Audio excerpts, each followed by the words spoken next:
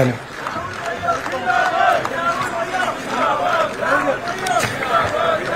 कुमारी शैलजा जी, Bhupesh Baghel ji, TS Singhdeo जी, दीपक बैद जी, चरणदास महंत जी, मोहन बारकाम जी,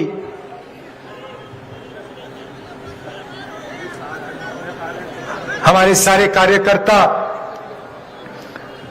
भाइयों और बहनों, प्रेस के हमारे मित्रों, आप सबका यहां बहुत बहुत स्वागत। गर्मी में आप यहां आए, हमारी बात सुनने, इसके लिए मैं बहुत आभारी हूं। देखिए, सरकारें दो तरीके की होती हैं। एक सरकार होती है जो गरीबों को, किसानों को, मजदूरों को, छोटे व्यापारियों को, बेरोजगार युवाओं को मदद करने में अपनी पूरी शक्ति लगा देती है। दूसरी तरीके की सरकार होती है जो चुने हुए अरबपतियों को, अदानी जैसे लोगों को मदद करने में कोई कसर नहीं छोड़ती। यही दो तरीके की सरकारें होती हैं।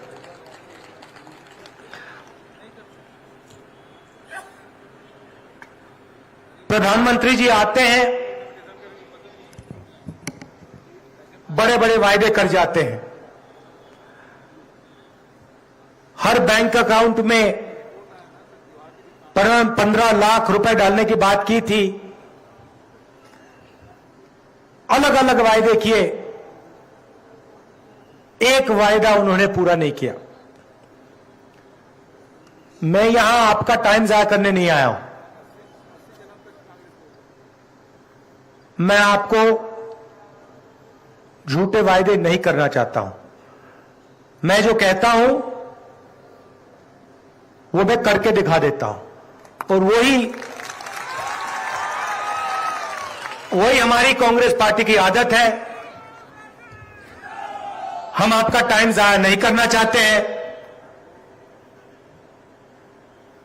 जो हम करना चाहते हैं वो हम आपके सामने रख देते हैं और कर देते हैं। आपको याद होगा, पिछले चुनाव में हम आए थे और हमने आपसे कहा था कि धान के लिए छत्तीसगढ़ के किसान को 2,500 रुपए प्रति क्विंटल मिलेगा। याद है आपको?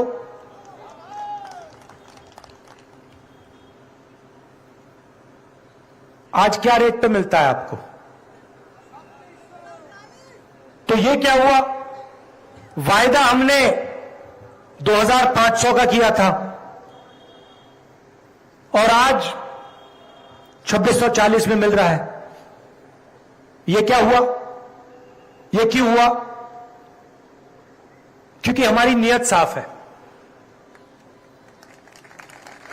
हम जानते हैं कि जो 5 साल पहले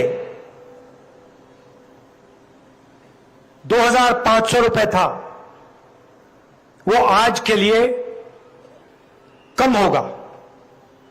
इसलिए आपको कहने की जरूरत भी नहीं पड़ी, हमने उसको बढ़ा दिया। और आप देख लेना, ये आज 2,640 है, ये कुछ ही समय में 3,000 हो जाएगा। आपको कहने की जरूरत नहीं पड़ेगी, क्योंकि हम जो किसान का दर्द है, जो मुश्किलें वो सहता है, उसे हम समझ जाते हैं, उसकी हम आवाज सुनते हैं, उसकी ओर हमारी नजर जाती है। इसीलिए कहने की भी जरूरत नहीं है। कुछ ही समय में आस्ते आस्ते बढ़ता बढ़ता बढ़ता बढ़ता वो 3,000 तक पहुंच जाएगा। हमने पिछली बार कर्जा माफी की बात की, बीजेपी के लोगों ने कहा नहीं किया जा सकता, क्योंकि याद रखिए वो अदानी वाली सरकार, वो कर्जा माफ सिर्फ अदानी जैसे लोगों के लिए कर सकते हैं। 14 लाख करोड़ रुपए उन्होंने 5-10 उद्योगपतियों का माफ किया है। वो किसान का कर्जा माफ नहीं कर सकते, सोचते भी नहीं है वो कि ऐसा किया जा सकता है। हमने पिछली बार कहा था किसान का कर्जा माफ हो जाएगा, और कहा कि 1-2 साल में नहीं होगा। पहली कैबिनेट मीटिंग में किसान का आदर करके,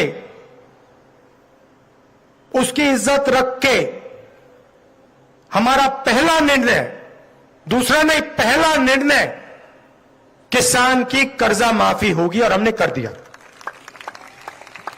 19 लाख किसानों को फायदा मिला, 10,000 करोड़ रुपए हमने कर्जा माफ किया। सारे लोग जानते हैं, और यही वायदा मैं आपको फिर यहां से कर रहा हूं कि जैसे हमने पिछली बार किया था वैसे ही हम फिर से छत्तीसगढ़ के किसानों का कर्जा माफ करने जा रहे हैं।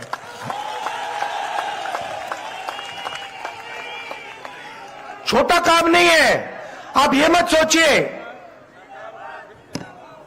छोटा काम नहीं है। 23,000 करोड़ रुपए 26 लाख किसानों को किसान न्याय योजना में हमने दिया। जिन किसानों के पास जमीन नहीं है, 7,000 रुपए प्रति साल 5 लाख लोगों को तकरीबन 760 करोड़ रुपए हमने दिए। ये खोखले शब्द नहीं है भाई और बहनों, ये मैं आपसे दिल से कह रहा हूं। हम आपका कर्जा माफ करेंगे, और हमने आपको दिखाया है। ये मैं पहली बार नहीं बोल रहा हूं, मैं दूसरी बार बोल रहा हूं, और ये करके दिखा देंगे हम। अब देखिए, बघेल जी का मैं भाषण सुन रहा था, और भाषण में उन्होंने कहा कि पहले बस्तर में आपके युवाओं के फेक इनकाउंटर हुआ करते थे। मुझे भी याद है, जब भी मौका मिलता था आदिवासी युवाओं को धमकाया जाता था, डराया जाता था, फेक एनकाउंटर किया जाता था। आप मध्य प्रदेश में आपने एक वीडियो देखा होगा, एक आदिवासी युवा बैठा हुआ है और बीजेपी का नेता उसके ऊपर पेशाब कर रहा है।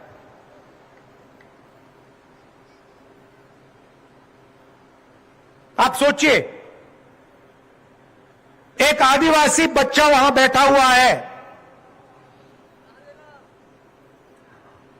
और वीडियो कैमरा पर बीजेपी का नेता उसके ऊपर पेशाब कर रहा है।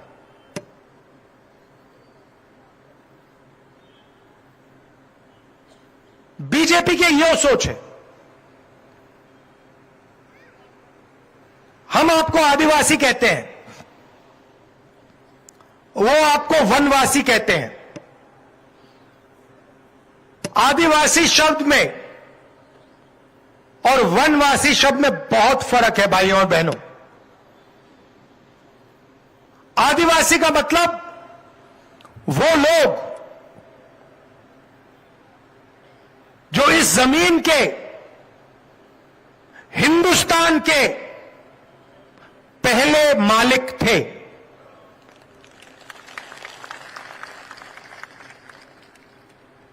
मतलब ये जो पूरा का पूरा देश है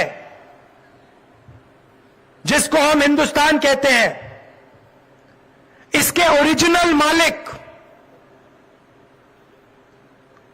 आदिवासी लोग हैं, आप लोग हो। शब्दों के पीछे बहुत कुछ छुपा होता है। आदिवासी हम आपको इसलिए कहलाते हैं क्योंकि यह जमीन आपकी थी। इस जमीन पर, इस जंगल पर, जल पर आपका हक बनता है।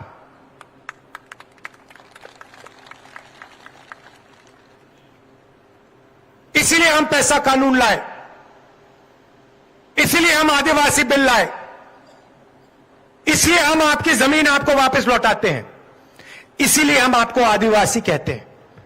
आपकी संस्कृति, आपकी हिस्ट्री, आपकी भाषा की हम रक्षा करते हैं। दूसरी तरफ वो आपको वनवासी कहते हैं। भाइयों और बहनों, वनवासियों का कोई अधिकार नहीं बनता। वनवासी का मतलब जो जंगल में रहते हैं। इस शब्द में कोई अधिकार नहीं है। इनका यह भी कहना है कि अगर जंगल गायब हो जाएगा, जो हो रहा है, तो आदिवासी सड़क पे भीख मांगेंगे। हमारा कहना है कि आदिवासी हैं, जमीन आपकी, जंगल आपका, जल आपका, पहला हक आपका बनता है।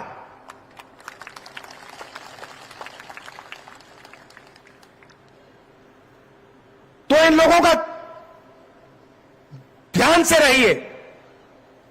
यह आपकी जमीन, आपका जल, आपका जंगल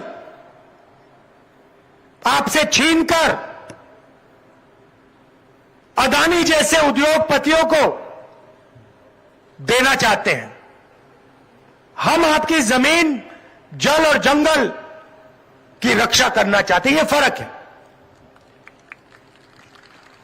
आदिवासी भाइयों बहनों, मुझे बताओ, नोटबंदी से आपका फायदा हुआ? जीएसटी से आपको फायदा हुआ? नरेंद्र मोदी जो कानून लाए किसानों के, उससे आपको फायदा हुआ? नहीं। पैसा कानून से आपको फायदा हुआ? जमीन अधिग्रहण बिल से आपको फायदा हुआ? यह सच्चाई है। मनरेगा से आपको फायदा हुआ? भोजन के अधिकार से आपको फायदा हुआ? ये हमारे सब योजनाएं आप देख लीजिए, सारी की सारी योजना गरीबों को, कमजोर लोगों को, आदिवासियों को मदद करने की योजनाएं मिलेंगी। आप इनकी योजना देख लीजिए, किनका ये कर्जा माफ करते हैं, इनके किसान बिल देख लीजिए। सारा का सारा काम ये हिंदुस्तान के अरबपतियों के लिए, 2-3 लोगों के लिए करते हैं। यहां हमारे आदिवासी भाई आए हैं।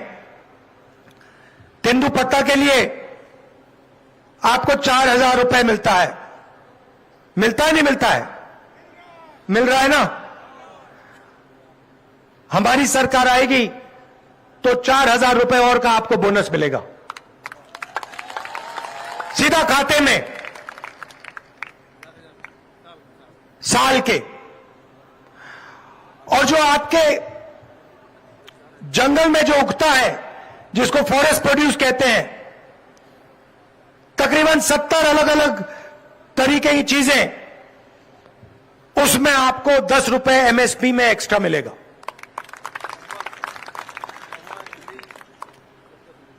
महुआ, इमली, बाकी चीजों में।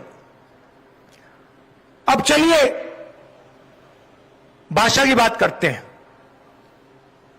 बीजेपी के नेता जहां भी जाते हैं वो हिंदी की बात करते हैं। वो लोगों से कहते हैं, भैया देखो, छत्तीसगढ़ी मत सीखो,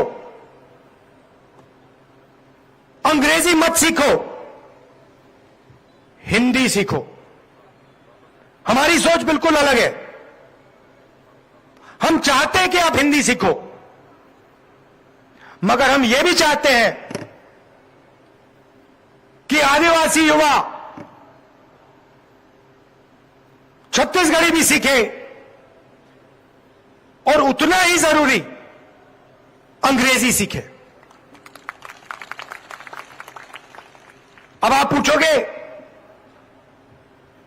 3 भाषाओं की क्या जरूरत? हिंदी, छत्तीसगढ़ी और अंग्रेजी। मैं आपको बताता हूं, अगर आपको छत्तीसगढ़ में किसी से बात करनी है, छत्तीसगढ़ में व्यापार करना है, छत्तीसगढ़ी चलेगी। अगर आप यूपी जाओगे, बिहार जाओगे, दिल्ली जाओगे, तो हिंदी काम आएगी। और अगर आप किसी दूसरे देश के व्यक्ति से बात करना चाहते हो, किसी दूसरे देश में जाना चाहते हो, किसी दूसरे देश में बिजनेस खोलने का सपना देखना चाहते हो, कॉल सेंटर में काम करना चाहते हो, तो अंग्रेजी की जरूरत पड़ेगी।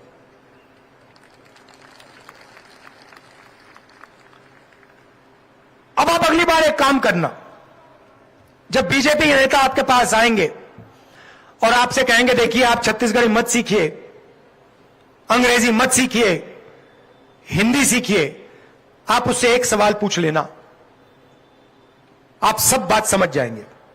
आप उससे सिर्फ ये पूछना, भैया एक बात बताओ, आप हमें कह रहे हो कि हिंदी हम सीखें, अंग्रेजी ना सीखें, आपके जो बच्चे हैं क्या इंग्लिश मीडियम स्कूल में जाते हैं या हिंदी मीडियम में? सारे के सारे आपको बोलेंगे कि भैया हमारे बच्चे तो इंग्लिश मीडियम में जाते हैं। भाइयों और बहनों, वो आपको अंग्रेजी नहीं सीखना देना चाहते। क्यों? क्योंकि वो चाहते हैं कि आप अंग्रेजी ना बोलो, आप अच्छी नौकरियां ना पाओ, आप दूसरे देश के व्यापारियों से बात ना कर पाओ, आप सॉफ्टवेयर इंजीनियर ना बन पाओ, आप कॉल सेंटर में काम ना कर पाओ, आप इंजीनियर ना बन पाओ, आप लॉयर डॉक्टर ना बन पाओ। इसीलिए हमने पूरे के पूरे छत्तीसगढ़ में अंग्रेजी स्कूलों का जाल बिछा रखा है। और हम यहां नहीं रुकेंगे। हम चाहते हैं कि छत्तीसगढ़ का हर युवा हिंदी बोले, छत्तीसगढ़ी बोले और अंग्रेजी भी बोले, और यह काम हम पूरा करके दिखा देंगे। यह हमारी सोच है। भाइयों और बहनों, Swami Atmanand English medium school जो हमने खोले हैं, वो आपके भविष्य के लिए एक चाबी है। आपके बच्चे उसमें पढ़ेंगे, अंग्रेजी सीखेंगे और पूरी दुनिया में वो लोगों से बात कर पाएंगे। ये हमारी सोच थी। आखिरी बात मैं आपसे कहना चाहता हूं, और शायद ये सबसे जरूरी बात है। जब कांग्रेस पार्टी यूपीए में सरकार में थी, तो हमने जाति जनगणना की थी। हमने यह पता लगाया था कि हिंदुस्तान में अलग अलग जात के कितने लोग हैं।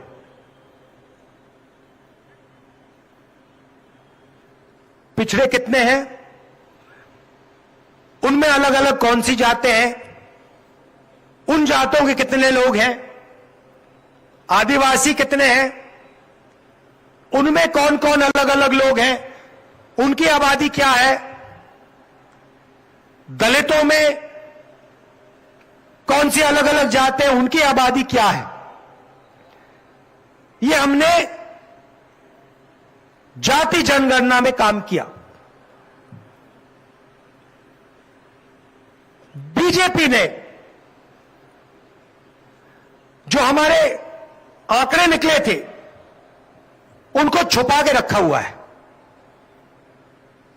आपकी आबादी की सच्चाई नरेंद्र मोदी और बीजेपी आपको नहीं बताना चाहते। अब आप पूछोगे क्यों, क्या फर्क पड़ता है? भाइयों और बहनों, बहुत बड़ा फर्क पड़ता है और मैं आपको यह समझाना चाह रहा हूं। आज कुछ दिन पहले मैंने पार्लियामेंट हाउस में जाति जनगणना पे भाषण दिया और मैंने वहां एक सवाल पूछा। मैंने पूछा कि इस देश में आदिवासियों की, दलितों की, पिछड़ों की कितनी भागीदारी है? हम सरकार चलाते हैं, बजट पास करते हैं,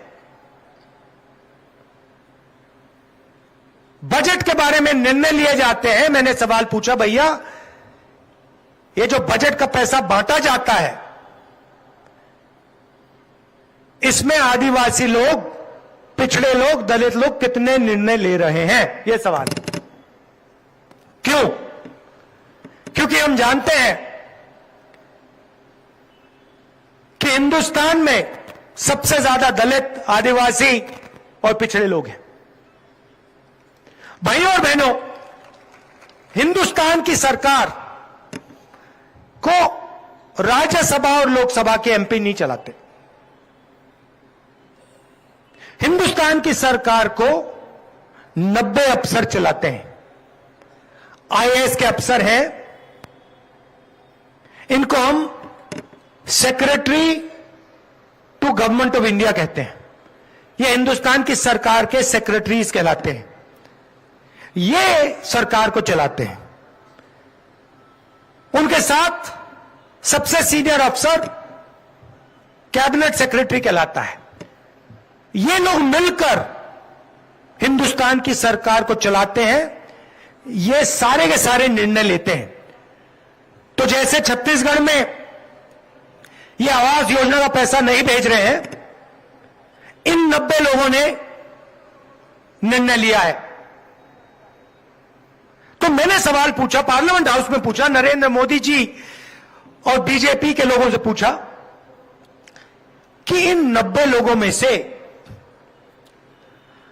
आदिवासी कितने हैं, पिछड़ी जात के कितने हैं, दलित कितने हैं? अगर ये 90 लोग हिंदुस्तान के बजट को पर निर्णय लेते हैं तो इनमें से कितने अफसर आदिवासी हैं, कितने दलित हैं, कितने पिछड़े हैं? जवाब आया, मजेदार जवाब। बीजेपी ने नहीं दिया, मैंने आंकड़ों से निकाला।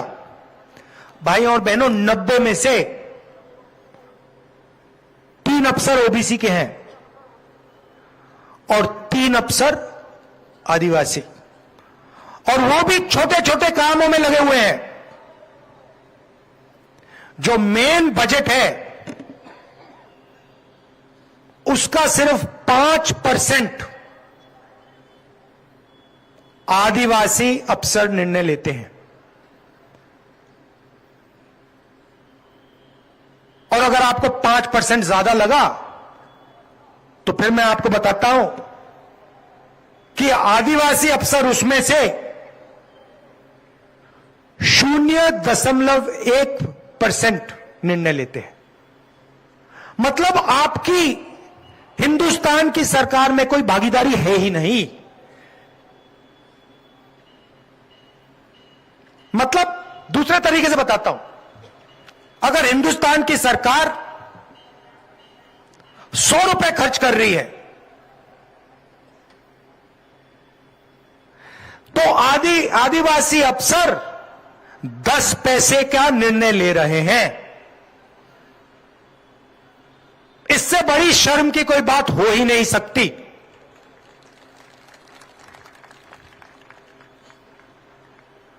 देश में आपकी आबादी 0.1% नहीं है भाई और बहनों। देश में ओबीसी की आबादी 5% नहीं है भाइयों और बहनों।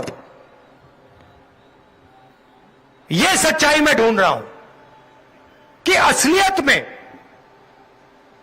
आदिवासी कितने हैं, असलियत में ओबीसी कितने हैं, असलियत में दलित कितने हैं।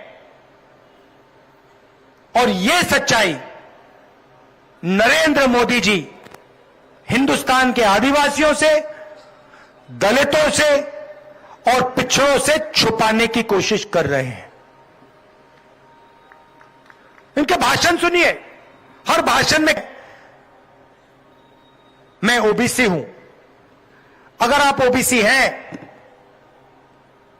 अगर आप ओबीसी की सचमुच में मदद करना चाहते हैं तो देश को बता दो देश में ओबीसी की आबादी क्या है, कितनी है। दूध का दूध, पानी का पानी हो जाएगा।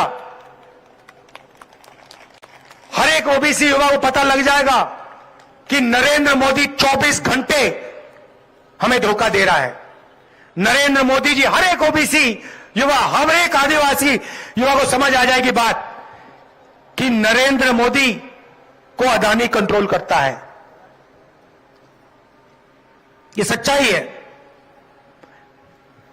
किसी भी भाषण में प्रधानमंत्री जी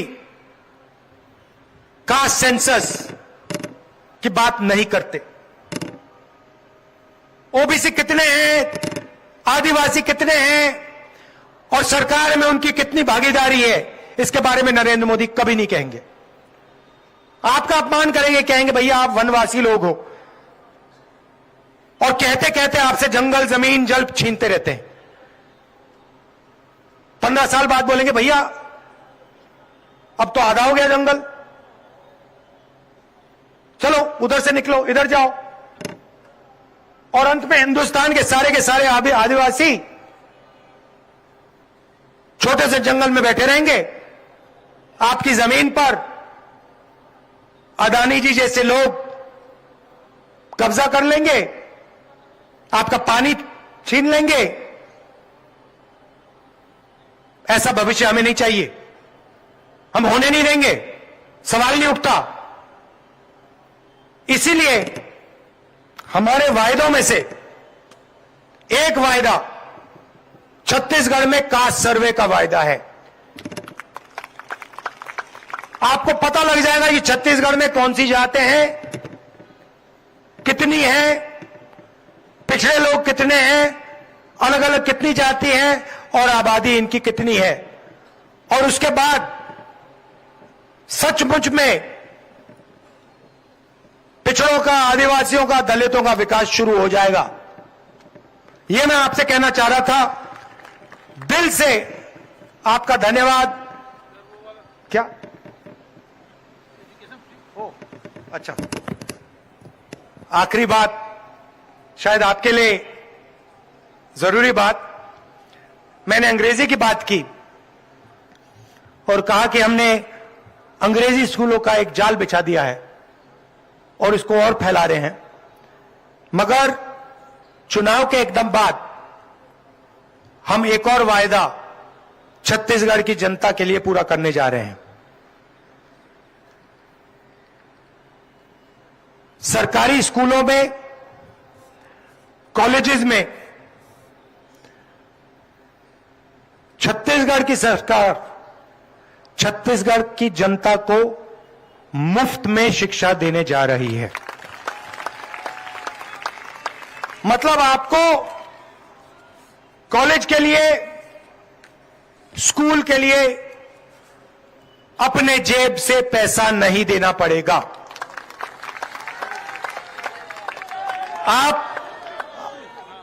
आप अपना पैसा बाकी चीजों में खर्च कीजिए। आपको सरकारी स्कूल, सरकारी कॉलेज, सरकारी यूनिवर्सिटीज में 1 रुपया नहीं देना पड़ेगा। क्यों? क्योंकि हम चाहते हैं कि आदिवासी युवा, दलित युवा, ओबीसी युवा और उनके परिवार आसानी से शिक्षा पाएं और तेजी से प्रगति करें। नरेंद्र मोदी जी की सोच है सरकारी स्कूल, सरकारी कॉलेजेस बंद करो, सारे के सारे को प्राइवेट कर दो, अडानी जी को पकड़ा दो और फिर छत्तीसगढ़ की गरीब जनता के जेब में से शिक्षा का पैसा निकालो। यह फर्क है। इसीलिए अपना पैसा दूसरी चीजों में खर्च करो।